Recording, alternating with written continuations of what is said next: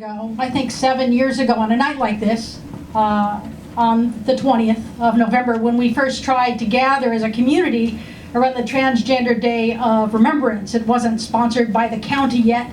It was just a group of community members that had whispered and spread the word, and we went to 555 County Center in Redwood City, and it was raining, and so we huddled under this overhang with 2 police officers keeping watch, all 7 of us, with our candles.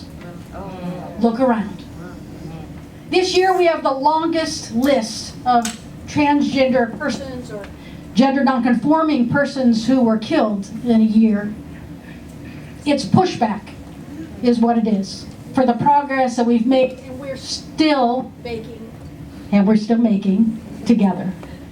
But on the other hand, of course, this is a day of remembrance, a day of recognizing 25 people who lost their lives to violence because of their transgender identity.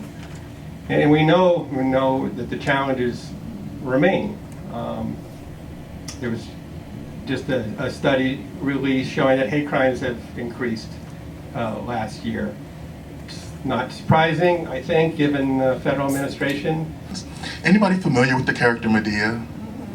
Okay, so in the movie, one person plays 3 different characters. He plays the brother, and he also plays Medea. What scared me in that movie is that the brother kept calling Medea a man. She's a female character. And I'm thinking, wow, people are sitting here eating popcorn and not paying any attention to this evil. All through the movie, he's talking about her prostate, referring to her privates, and people think it's funny. It's part of a comedy. It's part of a scary movie. But the thing the scariest thing to me, maybe nobody else ever really paid attention to. So that's a problem. It's a subtle thing that holds a lot of impact. You know, people hear that stuff and they think it's okay. It's okay to make fun of a big girl and say she has a prostate. It's okay to make fun of a big woman. Probably the biggest woman anyone has ever seen.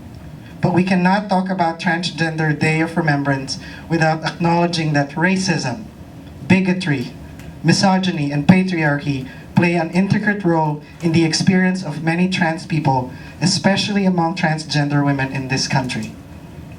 Since coming out 3 years ago, unfortunately, I've known a handful of transgender and gender diverse colleagues, both in public and private organizations, move to another county. Many of them felt unsupported in their work.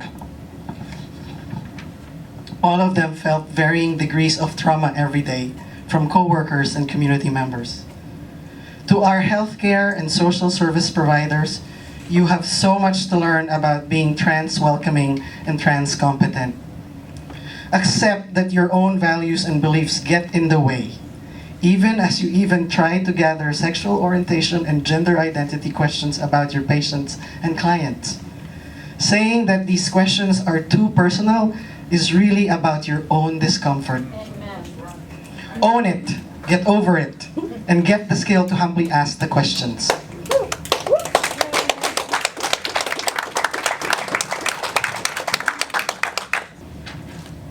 As I've said before, and I will say it again, be kind to others. Be kind to others, especially when you feel that you have nothing in common with them. If you are kind to others, there's a much higher likelihood that they will pass that kindness to the next person.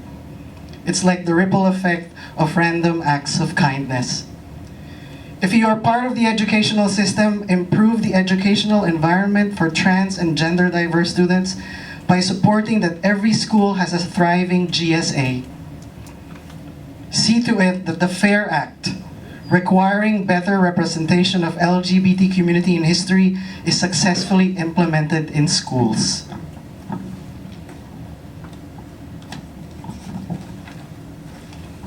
If you are in law enforcement, learn and commit to a more humane and respectful response when dealing with trans and gender diverse people. Learn how implicit bias impact policing practices and policies. If you are in the media, Samantha, my friend, Reference positive, inclusive stories about trans people.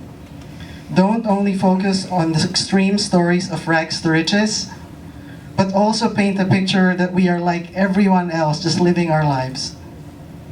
If you're an employer or lead or manage organizations, it is a must that you hire trans people. Don't just hire individuals even if they are trans, but hire them because they are trans.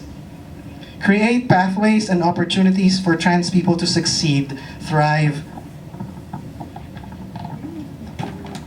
Hold on to that thought. And move up in their professional careers by tailoring efforts that align with their experience. Enough with the one-size-fits-all mentoring and succession planning. Enough with saying that you value inclusion, but only when our ideas match well with yours. It's like inclusion tied to a prenup.